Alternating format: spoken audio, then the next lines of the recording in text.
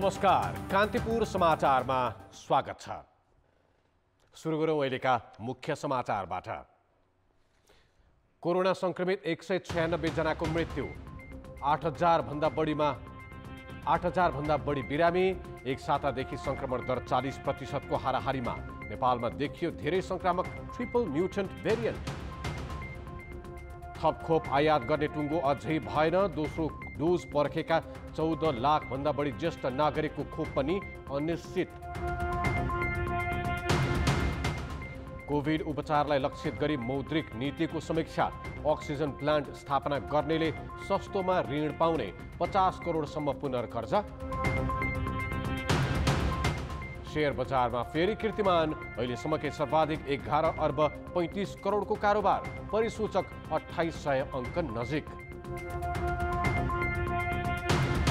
र इराकसँगको मैत्रीपूर्ण र विश्वकप छनौट खेलका लागि राष्ट्रिय फुटबल टिमको घोषणा। 6 जना नयाँ खेलाडी।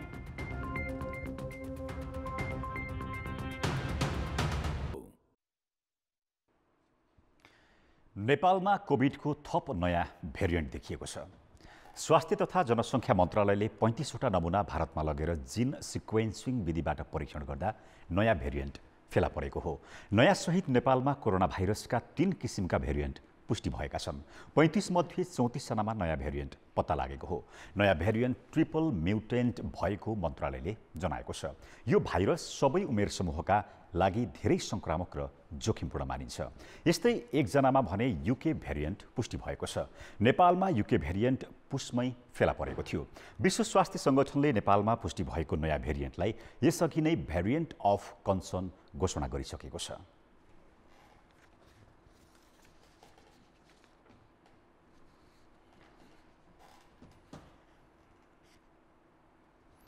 यस्तै आज थप 40% कोभिड संक्रमण पुष्टि भएको छ। कोभिडका बिरामीमध्ये पछिल्लो 24 घण्टामा 196 जनाको मृत्यु भएको छ। स्वास्थ्य मन्त्रालयका अनुसार पिसिआर विधिबाट 20,286 नमुना परीक्षण गर्दा 8,136 जनामा पुष्टि भएको हो। एक साता यता संक्रमण दर 40% को हाराहारीमा छ। संक्रमण दर आइतबार 37 र सोमबार 42% थियो। आज 6,891 जना संक्रमण मुक्त भएका छन्। एकै दिन यति ठूलो संख्यामा निको भएको यो पहिलो पटक हो। निको हुने दर 74.6% छ। मृत्यु हुनेको संख्या सोमबारको तुलनामा आज 18ले कम हो। मृतक संख्या एक साता यता 150बाट कम भएको छैन। अहिले 1590 संक्रमितको आइसियु र 390 जनाको भेन्टिलेटरमा राखेर उपचार भइरहेको छ। सरकारले कोभिड विरुद्धको खोप अहिलेसम्म 10 लाख डोज भन्दा बढी किन्न सकेको छैन। 18 लाख डोज भारत र चीनले अनुदानमा दिएका हुन् भने 4.5 लाख कोभ्याक्स सुविधा अन्तर्गत आएको हो। कोभिडले स्थिति निकै भयावह हुँदा पनि थप खोप ल्याउने कुनै कार्ययोजना छैन।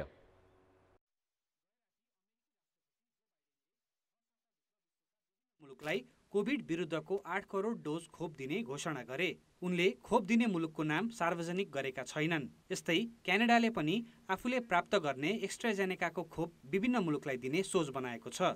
हामी कहाँ भने सरकार न आफूले किनेर ल्याउन सकिरहेको छ, न त सहयोग स्वरूप प्राप्तिका लागि परिणाममुखी पहल कदमी लिएको छ। अहिलेसम्म भारत बाहेकका मुलुकबाट खोप ल्याउन पहलै गरिएको छैन। सरकारले 3वटा निजी कम्पनीलाई कोभिसिल्ड, कोभ्याक्सिन र स्पुतनिक भी आयातको अनुमति दिए पनि उनीहरूले खोप ल्याउने छाडकाँड देखाएका छैनन्। यस्तै चिनिया खोप भ्यारोसेल अनुदानको 8 लाख डोज बाहेक अरू आएको छैन। भारतमै खोपको हाहाकार भइरहेकाले सिरम इन्स्टिट्युटले अग्रिम भुक्तानी लिएर पनि 10 लाख डोज कोभिसिल्ड खोप दिएको छैन। अरू देशबाट किनेर ल्याउन तथा अनुदान सहयोग बापत ल्याउन खासै तदारुकता देखिएको पनि छैन। यसमा 3 दर्जन देशमा रहेका नेपाली नियोग पनि निष्प्रभावी देखिएका छन्। पहिलो कुरा त अब कूटनीतिक प्रयास गऱ्यौँ भनेर सरकारले भनिरहेको अवस्था छ। तर अब कूटनीतिक प्रयास चाहिँ पर्याप्त छैन भन्ने कुराहरू हामीले भ्याक्सिन नपाएकोले नै पनि पुष्टि हुन्छ। अब भ्याक्सिन चाहिँ हामीले एउटै देशमाथि निर्भर रहेर भ्याक्सिनका लागि कुरिराख्यौँ भने हामी भ्याक्सिन नेपालीहरूका लागि भ्याक्सिन पुर्याउन सक्दैनौँ। त्यसैले जहाँबाट पाइन्छ WHO ले मान्यता दिएका भ्याक्सिनहरू जुन देशबाट भए पनि ल्याउनु पर्ने अवस्था चाहिँ आइसकेको छ। 60 वर्षमाथिका 14 लाख भन्दा बढी ज्येष्ठ नागरिकले फागुन अन्तिम साता कोभिसिल्ड खोप लगाएका थिए। सरकारले तोकेको 8 देखि 12 हप्ताको मापदण्ड अनुसार यतिखेर उनीहरूले धमाधम दोस्रो डोज खोप लगाउनु पर्ने थियो। तर खोप नभएकाले उनीहरूले दोस्रो डोज कहिले पाउँछन् यकिन छैन। स्वास्थ्य मन्त्रालय भने 3 महिनादेखि एउटै जवाफ दिइरहेको छ। नेपाललाई प्राथमिकतामा राखेर अरू थप खोपहरू छिटै र ढिलो नगरिकन पठाइदिनका लागि हामीले पटक पटक अनुरोध गरेका छौँ र सम्पर्कमा हामी रहेका छौँ। त्यस्तै सेरम इन्स्टिच्युटलाई पनि जुन हामीले खरिद गरे मध्येको 10 लाख मात्रा खोप पठाउन बाँकी छ। सेरम इन्स्टिच्युटलाई पनि हामीले पटक पटक पत्रचार गरेका छौँ र हामी संवादमै रहिराखेका छौँ र अन्य खोप उत्पादक मुलुक र कम्पनीहरूसँग पनि नेपाल सरकारले त्यो संवादहरू अगाडि बढाएको छ, पहल कदमी लिइराखेको छ। तर अहिलेसम्म यो मितिमा यो खोप आउँछ भन्ने अहिलेसम्म भन्न सक्ने चाहिँ छैन। अग्रपङ्क्तिमा खटिने 3,72,000ले भने कोभिसिल्डको 2 डोज पाइसकेका छन्। यस्तै 2,90,000 जनालाई अहिले भेरोसेलको दोस्रो डोज लगाउने काम भइरहेको छ। अरू नेपालीले खोप कहिले पाउँछन् सरकारसँग जवाफ छैन। कान्तिपुर समाचारका लागि कृपाल गौतम, काठमाडौँ। कोभिड विरुद्धको खोप प्रयोगमा पनि पहुँचको प्रयोग भएको पाइएको छ। नेता र सरकारी कर्मचारीले पहुँच प्रयोग गरी खोप आफूले मात्र होइन आफ्ना नाता गोतालाई पनि लगाएका छन्। जबकि पहिलो डोज कोभिसिल्ड लगाएका ज्येष्ठ नागरिकले भने दोस्रो डोज कहिले पाउँछन् टुङ्गो छैन। यो दृश्य नयाँ बानेश्वर स्थित संसद भवन बाहिरको हो। संसद सचिवालयले कोभिडसिल्डको पहिलो डोज लगाएका सांसद, कर्मचारी, मर्यादा पालक, संसदको समाचार सङ्कलन गर्ने सञ्चारकर्मी लगायत 1465 जनालाई दोस्रो डोज शुक्रबारदेखि 3 दिनसम्म लगाउने तालिका बनाएको थियो। त्यसअनुसार शुक्रबार संसद भवनमा सूचीमा रहेकाहरू मात्र गएनन्। सांसद, पूर्व सांसद र कर्मचारीले आफन्त पनि लिएर गए। पूर्व सांसदहरू पनि पुगे। खोप लगाउने तालिका थाहा पाएपछि सिंहदरबारबाट विभिन्न मन्त्रालयका कर्मचारी आफन्तसहित लाइन लागे। 2 दिनमा सूचीमा रहेका बाहेक 300 भन्दा बढीले खोप लगाए। खोप सकिएपछि सचिवालयले तेस्रो दिनको कार्यक्रम नै स्थगित गर्यो। जबकि सूचीमा रहेका कतिपय मर्यादा पालक, सुरक्षाकर्मी लगायतले लगाउने बाँकी छ। अन्य कर्मचारीहरूको पहिलो दिनमा नै धेरै ठुलो फ्लो भयो, जसले गर्दाखेरि झन्डै 800 कर्मचारीहरूले र अन्य व्यक्तिहरूले लगाउनु भयो। यो बाहेक चाहिँ अन्य जस्तो मान्यज्यूहरूको परिवारको सदस्यहरू, त्यसपछि सुरक्षाकर्मीका परिवारका सदस्यहरू र केही अन्य गण्यमान्य व्यक्तिहरूले पनि अब दोस्रो डोज लगाउन नपाएको अवस्थामा त्यहाँ अवसर छ कि भन्ने हिसाबले आएर लगाउनु भएको अवस्था चाहिँ देखियो। पहिलो र दोस्रो दिन जति डिमान्ड थियो त्यति नै लगाउने हिसाबले गयो। तर तेस्रो दिन चाहिँ बढी दबाब पर्यो, धेरै मान्छेहरूको माग भयो। पहुँचका आधारमा र पदको दुरुपयोग गरी खोप लगाएको यो घटना हाम्रो शासन प्रणाली जनताप्रति उत्तरदायी नभएको उदाहरण पनि हो। पहुँचका भरमा खोप लगाएको भन्दै विराटनगरमा पनि विवाद भएको छ। विराटनगर महानगरका प्रमुख भीम पराजुलीमाथि आफू निकटलाई घरैमा बोलाएर खोप लगाएको आरोप लागेको छ। तर उनले भने आफूमाथि निराधार आरोप लगाइएको भन्दै खण्डन गरेका छन्। पहुँचका आधारमा खोप लगाएका प्रसङ्ग सार्वजनिक भइरहँदा फागुन अन्तिममा पहिलो डोज लगाएका ज्येष्ठ नागरिकले दोस्रो डोज कहिले पाउँछन् भन्ने यकिन छैन। पहुँचका आधारमा खोप लगाएका घटनाहरूबारे छानबिन हुनुपर्ने नागरिक समाजको माग छ। यो देश त खालि जसको पहुँच छ, जसको शक्ति छ, जसको सम्पर्क छ, उनले मात्रै खोप लगाउन पाउने भयो के। त्यसैले यो चाहिँ त्यो छानबिनको विषय हो। तत्कालै छानबिन, कोले खोप पाए, कोले खोप पाएनन्, पाउनु पर्ने पाएको अवस्था छैन हेर्नुहोस् अहिले पनि। त्यसैले अझ पनि के छ भने खोप दिनुपर्छ भनेर अहिले पनि के छ भने त्यो सम्बन्धित निकायमा मान्छेहरूले खोप पाउनुपर्छ भनेर गुहार गरिरहेछ, उसले पाएको छैन। उमेरले मान्छेहरूले पाएको छैन। तर पहुँच भएको मान्छेहरू र सम्पर्क भएको मान्छेहरूले धेरै पाइसकेको अवस्था रह्यो। त्यसैले यो विषय छानबिन हुनुपर्छ। कोभिडबाट जोगिनका लागि खोप सबैले पाउनु पर्नेमा दुई मत छैन। तर आवश्यकताको तुलनामा निकै कम उपलब्ध रहेकाले सरकारले खोप लगाउन प्राथमिकता निर्धारण गरेको छ। आफैले तय गरेको प्राथमिकता विपरीत पहुँचका आधारमा जथाभावी खोप लगाउने काम भइरहेकाले सरकारले छानबिन गरी दोषीलाई कारबाहीको दायरामा नल्याए यो विकृति अझै मौलाउनेछ। कान्तिपुर समाचारका लागि अञ्जना लामिछाने, काठमाडौँ। कोरोना विशेष अस्पताल भेरीको आइसोलेसनभित्र आँसु पुछिदिने त टाढाको कुरा, त्यहाँ कठै भनिदिने कोही भेटिँदैनन्। कोभिड अस्पताल बाहिर दिनदिनै लासको लस्कर देखिन्छ। प्लास्टिकले बेरेका सब अघि उभिएर 2 थोपा आँसु झारिदिने एकजना पनि भेटिँदैनन्। मलामीको त आशै नगरौँ, कतिपयको त चितामा आगो लगाइदिने आफन्त समेत हुँदैनन्। यस्तै कथाव्यथा समेटेर जे पाण्डे र सविताजीसीले तयार पारेको यो रिपोर्ट। यो शैय्यामा यी सङ्क्रमितलाई राखिएको मात्र के थियो। नर्सले हतार हतार गर्दै अक्सिमिटर ल्याइन् र औँलामा लगाउँदै अक्सिजन लेभल निहाल्न थालिन्। खै के भयो, मिटरले रिड गरेन। उनले चिन्तित हुँदै सहयोगी बोलाइन्। दुवैले चिम्लिएका आँखा र बन्द मुख खोलेर हेरे। मृत्यु भइसक्यो। पुलुक्क मुखतिर हेर्दै सहयोगीले सङ्केत गरे। यो दुखान्त दृश्य हाम्रो क्यामेरामा कैद भइरहेको थियो। हेर्दा हेर्दै एउटा जिन्दगी अस्ताएको दृश्य कैद गर्नु बाहेक हामीसँग पनि अर्को विकल्प थिएन। फेरि अस्पतालमा हरेक घण्टा यस्ता दर्दनाक तथा दुःखद घटना दोहोरिँदै आएको 1.5 महिना हुन आँट्यो। बिरामीहरू मृत्यु नभएको दिनमा स्वास्थ्यकर्मीमा हुने हेर्दाखेरि फेस रिड गरेर पनि थाहा हुन्छ उहाँहरूको सन्तुष्टि, उहाँको खुसी फरक हुन्छ भने धेरै मृत्यु भएको दिनमा चाहिँ उहाँहरू पनि अलिकति भनौँ डिस्टर्ब देखिनुहुन्छ। सङ्क्रमितले खचाखच भरिएको कोभिड वार्डमा फुल चाहिँ फक्रनी बेलाका सुनौला जिन्दगी ओइलाउँदै गरेको दृश्य निकै कहाली लाग्दो देखिन्थ्यो। चिकित्सकले धेरै एक्सपोज नहुन आग्रह गरे। लगतै हामी भेरी कोरोना विशेष आइसोलेसन अस्पताल बाहिरको बाटोतिर निक्लियौँ। त्यहाँ सधैँ झैँ स्ट्रेचरमा राखिएका लासको लस्कर अनि दाह संस्कार गर्न तैनात पिपी लगाएका केही सैनिक र छेउमा एउटा सेनाको ट्रकसँगै सब वाहन देखिन्थ्यो। त्यति बेलै एउटा लास बोकेर सब वाहन राप्ती नदीतिर गुड्यो। हामी पनि पछ्याउँदै गयौँ। सेनाले सेतो प्लास्टिकले बेरेको सब नदी किनारमा झार्यो। आफन्तको खोजी नीति गर्यो। 4 सन्तानकी आमाको यो चितामा आगो लगाउन कुनै सन्तान नआउने भए नजिकै आँसु छोपेर बिलौना गर्ने एउटी महिला देखिन्।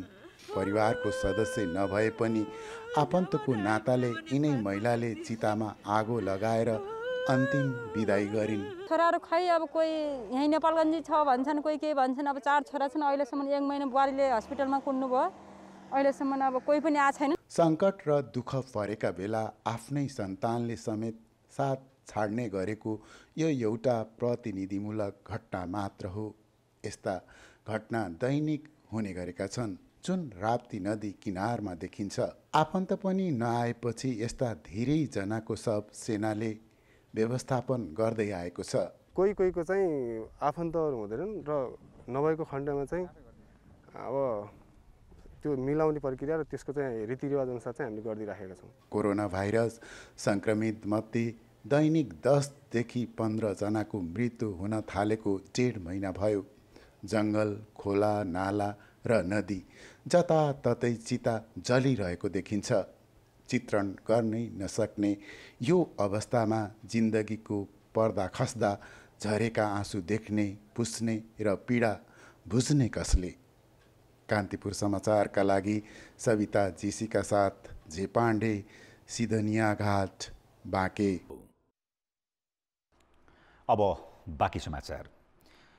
कोभिड नियन्त्रणका विषयमा सरकारी तवरबाट भएका प्रयास प्रभावकारी नभएको भनेर प्रश्न उठिरहेका बेला सोमबार सर्वोच्च अदालतले कार्ययोजना बनाउन आदेश गर्यो। मानिसहरू अस्पताल र अक्सिजनको अभाव भएर फर्कनुपर्ने अवस्था नरहोस् भन्दै अदालतले सुनिश्चितता खोजेको छ।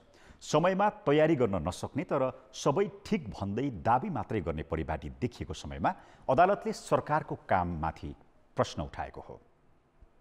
कोरोना महामारी नियन्त्रण र संक्रमितको उपचारका लागि आदेश प्राप्त भएको मितिले 1 हप्ताभित्र विस्तृत कार्ययोजना बनाउन सरकारका नाममा सर्वोच्च अदालतले आदेश गरेको छ। अक्सिजन, आधारभूत औषधि वा अस्पताल नपाएर फर्कनुपर्ने अवस्था नहोस् भन्दै यसमा ध्यान दिनुपर्ने विषय न्यायाधीश नहकुल सुवेदीको एकल इजलासको आदेशमा उल्लेख छ।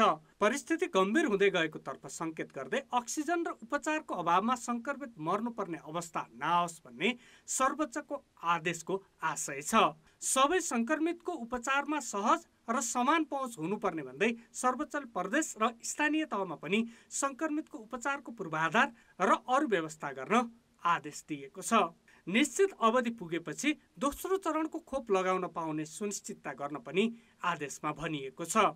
अर्को लहर आउन सक्ने र त्यसको रोकथाम एवं नियन्त्रणको पूर्व तयारी साथै कार्ययोजना अनुसार भएको कामको प्रगति विवरण सरकारले 15 दिनमा सर्वोच्च अदालतमा पेश गर्नुपर्ने पनि आदेशमा उल्लेख गरिएको छ। मंगलबार दीपक कुमार कार्कीको इजलासले पनि उपचारको सम्पूर्ण प्रबन्ध गर्न सरकारका नाममा अर्को आदेश जारी गरेको छ। यतिसम्मको आदेश दिनुपर्ने अवस्था किन आयो त?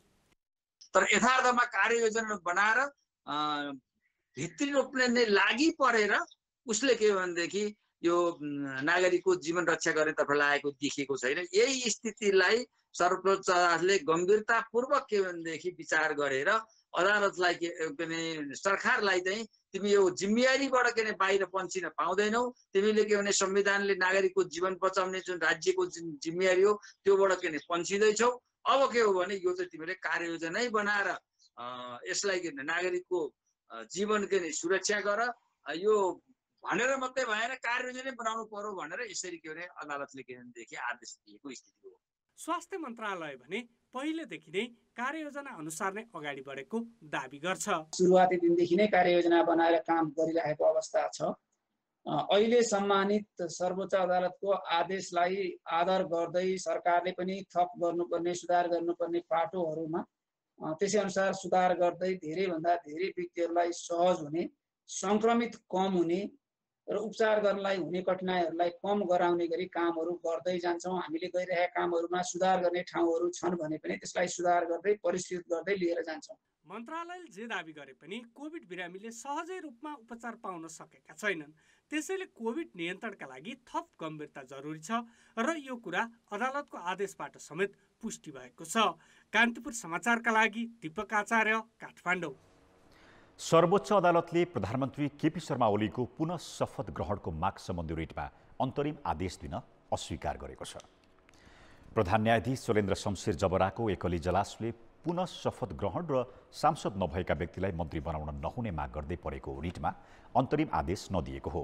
प्रधानमन्त्री ओलीले वैशाख 31 गते पद तथा गोपनीयताको शपथ लिँदा प्रतिज्ञा गर्दछु भन्ने वाक्य उच्चारण गर्न अस्वीकार गर्दै राष्ट्रपतिले दोहोर्याउँदा समेत यो पर्दैन भनेका थिए। प्रधानमन्त्रीको उक्त शपथ कानुनले तोकेको ढाँचा विपरीत भएको भन्दै पुनः लिनुपर्ने माग गर्दै सर्वोच्चमा 4वटा रिट दायर भएका थिए। सर्वोच्चले 16 दिनभित्र लिखित जवाब पेश गर्न प्रधानमन्त्रीलाई आदेश दिएको छ। रिट निवेदकले शपथ सम्बन्धी कानुन नबनेकाले प्रधानमन्त्री र मन्त्रीलाई काम गर्नबाट रोक्न अन्तरिम आदेश माग गरेका थिए। संविधानको धारा 80 मा प्रधानमन्त्री र मन्त्री पदमा नियुक्त भएपछि संघीय कानुन बमोजिम राष्ट्रपति समक्ष शपथ लिनुपर्ने व्यवस्था रहेको छ। अहिले शपथ सम्बन्धी कानुन छैन। रिट निवेदकले कानुन बनाएर पुनः शपथ गराउन माग गरेका थिए। यस्तै सांसद नरहेका 7 मन्त्रीलाई पदमुक्त गर्नुपर्ने पनि रिट निवेदनमा माग गरिएको थियो। यसमा पनि अदालतले अन्तरिम आदेश दिएको छैन। विभाजनको डिलमा पुगेको जनता समाजवादी पार्टीले तत्काल सरकारमा सहभागी नहुने निर्णय गरेको छ। पार्टी अध्यक्षद्वय महन्त ठाकुर र उपेन्द्र यादवले आज संयुक्त रूपमा विज्ञप्ति निकालेर निर्णय सार्वजनिक गरेका हुन्। उनीहरूले विज्ञप्तिमा अहिलेको अवस्थामा सरकारमा सहभागी नहुने तर आफ्नै नेतृत्वमा सहमतिको सरकार बन्ने अवसर आए पछि नहट्ने उल्लेख गरेका छन्। प्रधानमन्त्री केपी शर्मा ओलीले विश्वासको मत लिने तयारी गरिरहेका बेला निर्णायक मानिएको जसपाका दुवै अध्यक्षको संयुक्त विज्ञप्तिलाई अर्थपूर्ण रूपमा हेरिएको छ। प्रधानमन्त्रीले यसअघि वैशाख 26 मा विश्वासको मत लिँदा जसपाका 15 सांसद तटस्थ बसेका थिए भने 15 सांसदले विपक्षमा मतदान गरेका थिए। त्यसपछि चर्किएको विवादले पार्टी विभाजनको डिलमा पुगेको थियो। 8 बुँदे विज्ञप्तिमा पार्टी एकता सुदृढ बनाउन लाग्ने भनिएको छ। दुई अध्यक्षले संयुक्त विज्ञप्ति निकाल्नु अघि केही नेताले राजेन्द्र महतोलाई संसदीय दलको नेता चयन गरेको पत्र संसद सचिवालयमा दर्ता गराएका थिए। मिति क्याबिनेट गरिएको त्यो पत्रमा अध्यक्ष ठाकुरको हस्ताक्षर छ। संयुक्त विज्ञप्तिमा भने संसदीय दलको विवाद केन्द्रीय कार्यकारिणी समितिको बैठकबाट समाधान गर्ने उल्लेख गरिएको छ। बैठक जेठ 8 र 9 गते बोलाइएको छ। कानुन अनुसार एउटा विश्वविद्यालयले 5 भन्दा बढी मेडिकल कलेजलाई सम्बन्धन दिन पाउँदैन। अर्को कुरा, सम्बन्धन लिन चाहेको कलेजसँग आशय पत्र हुनुपर्छ।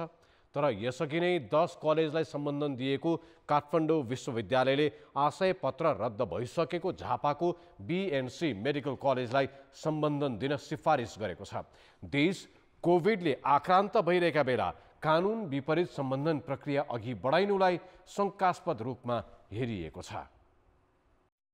काठमाडौँ विश्वविद्यालयले सोमबार चिकित्सा शिक्षा आयोगलाई एउटा पत्र पठायो जसमा बीएनसी मेडिकल कलेजलाई सम्बन्धन दिन सिफारिस गरिएको छ। वैशाख 31मा बसेको विश्वविद्यालयको कार्यकारी परिषदको बैठकले सम्बन्धनको सिफारिस गरेको हो। बीएनसीलाई सम्बन्धन दिन विश्वविद्यालयका कुलपति समेत रहेका प्रधानमन्त्री केपी शर्मा ओली आफै लागेका छन्।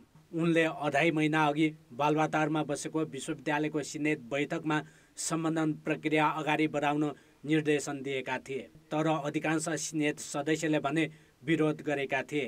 त्यसपछि धरानस्थित बीपी कोइराला स्वास्थ्य विज्ञान प्रतिष्ठानसित मिलेर सम्बन्धन दिने समझदारी भयो।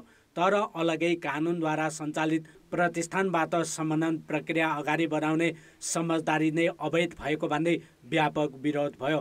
देश कोभिडले आक्रान्त भएकाले धेरैको ध्यान त्यतै केन्द्रित रहेका बेला विश्वविद्यालयले सम्बन्धनको सिफारिस गरेको हो। झापाको बीएनसी मेडिकल कलेजलाई सम्बन्धन दिने भनेर विश्वविद्यालयले सोझै दिन मिल्दैन। अब चिकित्सा शिक्षा ऐन 2075 आइसकेपछि ऐनले गरेको व्यवस्था अनुसार विश्वविद्यालयले हाल्न दिने भनेको सहमति हो। सहमति विश्वविद्यालयले दिइसकेको अवस्था छ।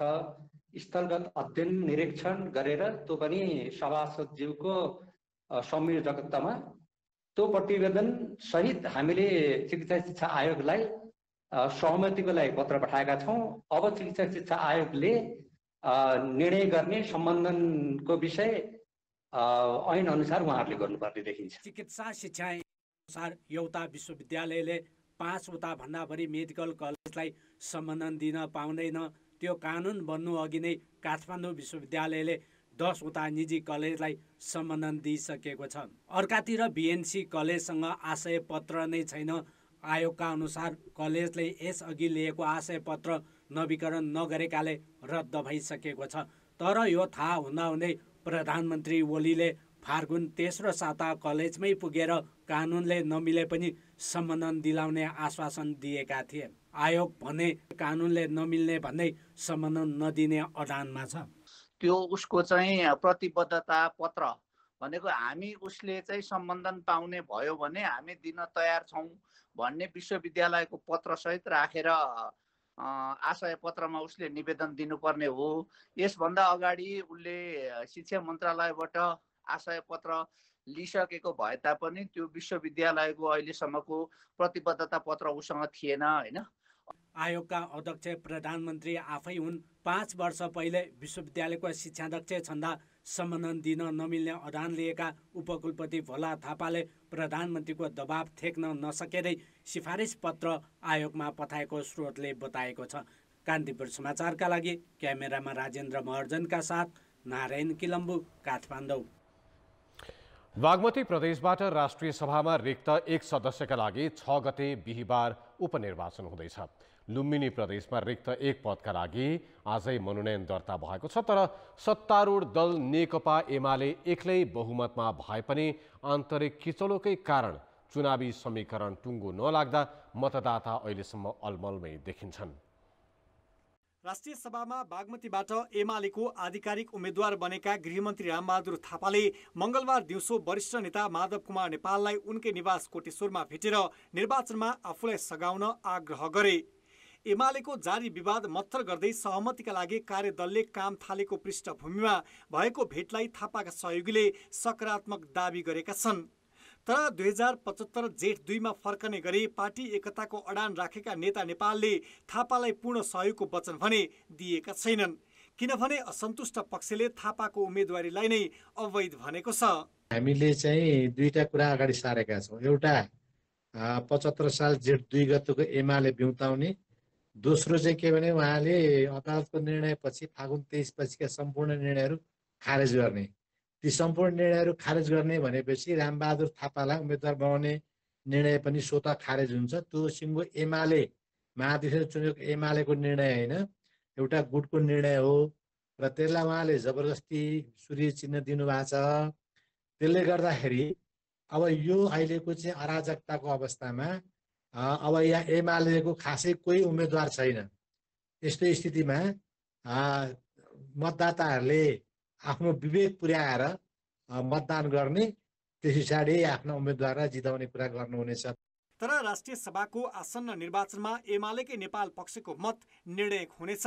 त्यसमाथि अर्का उम्मेद्वार खिमलाल देवकोटालाई नेपाल समूहकै समर्थनमा माओवादी केन्द्र र काङ्ग्रेस सहितका दलले उम्मेद्वार बनाएकोले पनि असन्तुष्ट समूहले ओलीमाथि दबाब बढाउन खोजेको देखिन्छ।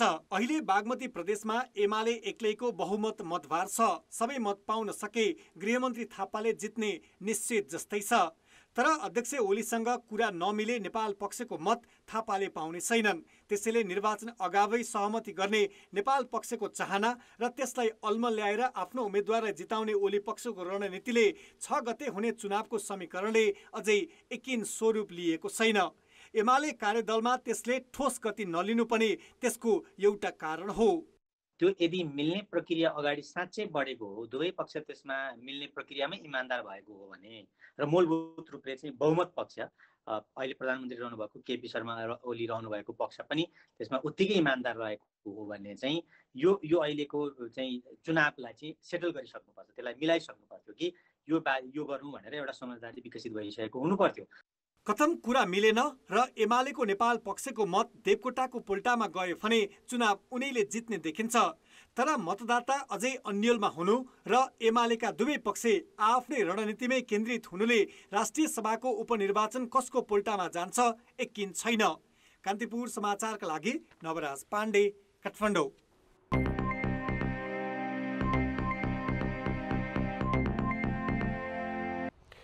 निषेधाज्ञाका कारण आर्थिक गतिविधि निकै खुम्चिएका बेला शेयर बजारमा अहिलेसम्मकै धेरै कारोबार भएको छ।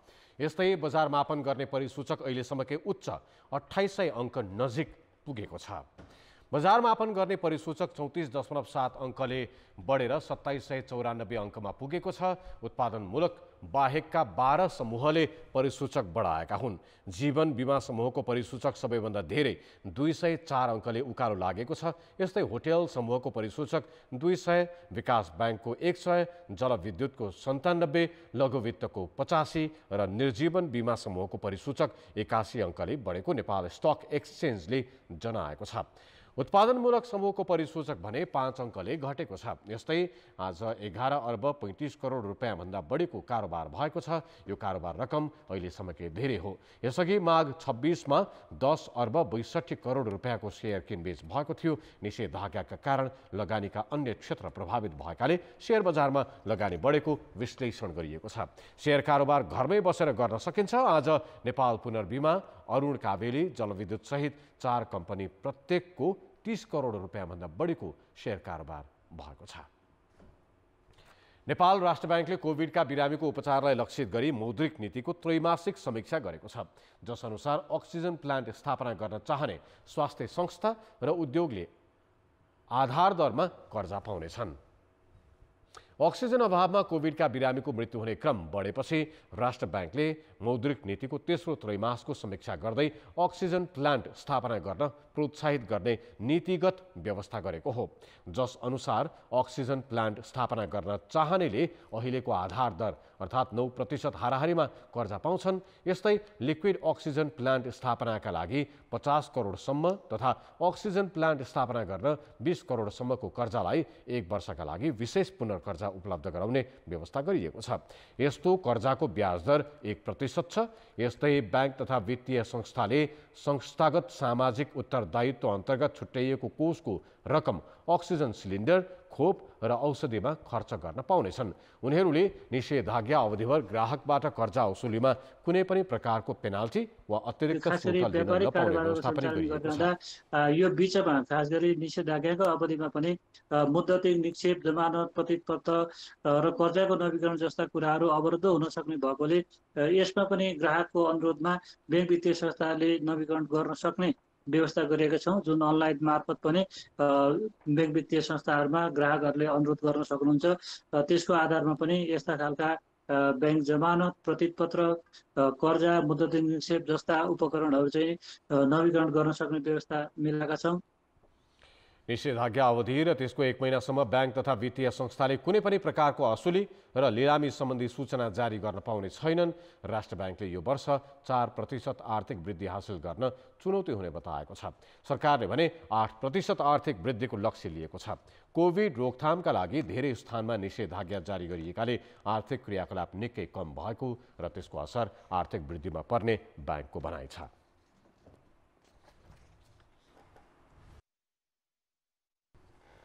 ब्रेकपछि पुनः स्वागत छ। कोरोनाका बिरामीको उपचारमा अहिले पनि धेरैले रेमडेसिभिर औषधि र प्लाज्मा थेरापी विधि अपनाइरहेका छन्। तर अनुसन्धान र चिकित्सकको अनुभवले यी दुवै उपचार विधिले कोभिडका गम्भीर बिरामीलाई बचाउन नसकिने पनि देखाएको छ। केही मात्रामा भने सकारात्मक प्रभाव परेको देखिन्छ। त्यसैले कोरोनाको उपचारका लागि रेमडेसिभिर र प्लाज्मा थेरापीमा पुरै भर नपर्न चिकित्सकहरूले सुझाव दिएका छन्। कोरोना संक्रमणको उपचारमा विकल्प नहुँदा विश्वका अन्य मुलुकमा जस्तै नेपालमा पनि प्लाज्मा थेरापी विधि अपनाइयो। एकपटक कोरोना भइसकेको व्यक्तिको रक्तकोष छुट्याएर त्यसमा भएको प्लाज्मा संक्रमितलाई दिने विधिबाट अहिले पनि उपचार भइरहेको छ।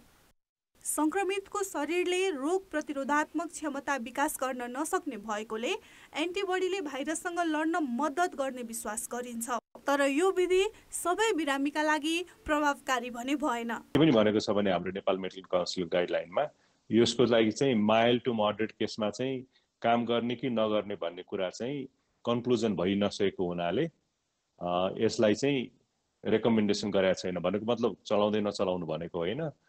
कसैलाई काम लाग्छ, कसैलाई काम लाग्दैन। त्यसैले चाहिने व्यक्तिहरूलाई मात्रै दिनु, सबैलाई दिएर चाहिँ यसको काम छैन भन्न खोजेको। अर्को विधि हो रेमडेसिभिर औषधिबाट बिरामीको उपचार। एन्टिभाइरल औषधि भएकोले कोरोनाका बिरामीको उपचारमा अत्याधिक प्रयोग हुँदा यसको कालोबजारी समेत भइरहेको छ। तर नेपाल स्वास्थ्य अनुसन्धान परिषदले 6 महिनासम्म गरेको अनुसन्धानबाट समेत प्लाज्मा थेरापी र रेमडेसिभिर प्रभावकारी हुन नसकेको प्रमाणित भएको छ। धेरै प्रतिरोधात्मक क्षमता भएको प्लाज्मा ल्याएर रोग प्रतिरोधात्मक क्षमता कम भएकालाई दिँदा भने त्यसले काम गर्ने अनुसन्धानले देखाएको छ। आइसियु र भेन्टिलेटरमा राखिएका बिरामी मध्ये केहीलाई निको भए पनि प्लाज्मा थेरापी र रेमडेसिभिरले पूर्ण रूपमा कोभिड निको नहुने चिकित्सकको अनुभव छ। प्लाज्मा थेरापीको बारेमा यो साँच्चै नै उपयोगी छ भन्ने बारे यो सुनिश्चित भइसकेको छैन। त्यसैगरी यो उपचार विधिमा जुन बिरामीमा रगत चढाउँदाखेरिका जे जस्ता जोखिमहरू हुन्छन् यसमा त्यो पनि संलग्न भएको हुनाले यो उपचार विधि हामीले ढुक्कसँग प्रयोग गर्न सक्छौँ भन्ने बारेमा चिकित्सकहरू विश्वस्त नभएको हुनाले हाम्रो अस्पताल नेपाल इपिएफ अस्पतालमा पनि हामीले प्लाज्मा थेरापी हाल गरिराखेका छैनौँ। उपचारमा प्रभाव कमजोर देखिएपछि भारत सहित विश्वका कतिपय मुलुकले प्लाज्मा विधिमा रोक लगाइसकेका छन्। नेपाल मेडिकल काउन्सिलले समेत सबै बिरामीमा यो उपचार विधि नअपनाउन निर्देशन दिएको छ। यस्तै स्टेरोइड र रेमडेसिभिर जस्ता औषधिको प्रभावकारिता राम्रै देखिए पनि परामर्श बिना प्रयोग गर्नु हानिकारक हुने चिकित्सकको सुझाव छ। कान्तिपुर समाचारका लागि सृजना बास्तोला, काठमाडौँ। अब जनमतको अन्तिम परिणाम। जनमतमा हिजो हाम्रो प्रश्न थियो, सरकारले समय घर्किँदा समेत संसदमा पूर्व बजेट छलफल नगराउनुलाई के भन्नुहुन्छ? ए. संसदकै अवमूल्यन, बी. अध्यादेशबाटै बजेट ल्याउने दाउ र सी. बहुमत नहुँदाको बाध्यता। जनमतको नतिजा यस्तो छ, ए. संसदकै अवमूल्यनमा 28%, बी. अध्यादेशबाटै बजेट ल्याउने दाउमा 34% र सी. बजेट नहुँदाको बाध्यतामा 38%। अब आजको प्रश्न। जनमत हाम्रो प्रश्न छ, सरकारले कोभिड विरुद्धको खोप ल्याउन किन नसकेको होला? ए. खोपकै अभाव भएर, बी. कुटनैतिक पहल नपुगेर र सी. पहल त भएकै छ। जनमतको अन्तिम परिणाम भोलि बेलुकी 8 बजेको कान्तिपुर समाचारमा प्रसारण गर्नेछौँ। कृपया न्युज स्पेस A, B वा C टाइप गरी 34001मा SMS गरी आफ्नो मत व्यक्त गर्नुहोला। अब जनताको आवाज हामीले रूपन्देहीको भैरहवामा सोधेका छौँ। अहिलेको महामारीमा पनि नदीहरूबाट ढुङ्गा, गिट्टी र बालुवा तस्करी हुने क्रम किन नरोकिएको होला? जनताको आवाज गाउँपालिकाको अध्यक्षले, मेयरले अझ भएन भने गाउँपालिका र चाहिँ नगरपालिकाका त्यो चाहिँ इन्जिनियरहरूले जसले त्यसको भ्यालुएसन गरिराखेका छ उनीहरूले यो चाहिँ जुन कमिसन आउने जुन खेल छ यो कमिसनको खेलमा उहाँहरू पर्नुभएको छ। टिप्पर दौडे हुन्छ। अब आफ्नो स्वार्थलाई गरेछ कि सरकारले अब धन कमाउनलाई गरेछ, कमसेकम जनतालाई त सुख दिनुपर्छ। कसैले बोल्यो भने अब ऊ समाजमा खराब हुन्छ, फोन गरिदियो भने उसको गोपनीयता रहँदैन। पुलिस प्रशासनहरू सर्वसाधारण जनतालाई रोकिरहेछ यताउता हिन्डुल गर्नलाई। तर यो ठेकदारले पैसा खिलाएर नै होला दुनियादारी रातभरि मसिन चलाएर आवश्यकताभन्दा बढी खनेर ढुवानी गरिरहेछ। उपचारमा केन्द्रित हुनुपर्ने हो, ठेकाबाट त पछि पनि भइहाल्छ होइन। सरकारले चाहिँ मेन चाहिँ पब्लिकको बारेमा एकदम ख्याल गर्नुपर्ने कुरा हो। अहिले मेसिनले भर्दाखेरि धेरै अप्ठ्यारो भएछ, गढा बनाउँदैछ, ठुलो गढा बनाएको छ, त्यस कारणले गर्दाखेरि हामीलाई बहुत मार्छ। यसरी भ्रमलुट त गर्नु नपर्ने हो यदि सरकार छ भने। अब तपाईँको दोहन भइरहेछ, भोलि बाढ आउँछ, जनता घाँस बाँस कपासको समस्यामा पर्छन्।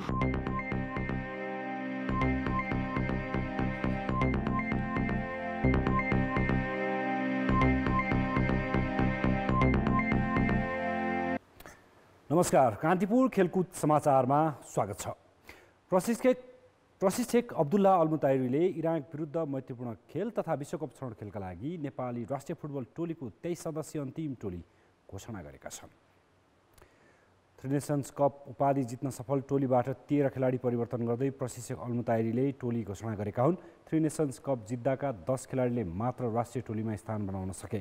फरवार्ड नवयुग श्रेष्ठ र मिडफिल्डर सन्तोष तामाङले राष्ट्रिय टोलीमा पुनरागमन गर्दा 6 खेलाडी पहिलोपटक राष्ट्रिय टोलीमा पर्न सफल भएका छन्।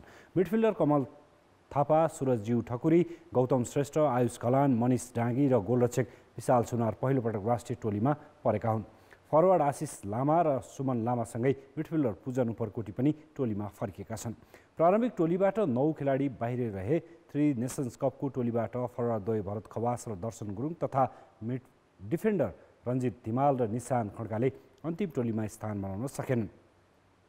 राष्ट्रिय टोलीले मे 29 मा इराक विरुद्ध मैत्रीपूर्ण खेल खेल्ने कार्यक्रम रहेको छ। त्यसपछि जुन पहिलो साताबाट सुरु हुने विश्वकप छनौटका बाँकी खेल खेल्न नेपाल कुवेत प्रस्थान गर्नेछ। नेपालले विश्वकप छनौट अन्तर्गत 3 खेल खेल्न बाँकी छ। नेपालले जुन 3 मा चाइनिज ताइपेई, जुन 7 मा जोर्डन तथा जुन 11 मा अस्ट्रेलियासँग खेल्नेछ। कान्तिपुर खेलकुद समाचार अहिले यति नै। अब मौसम सम्बन्धी जानकारी।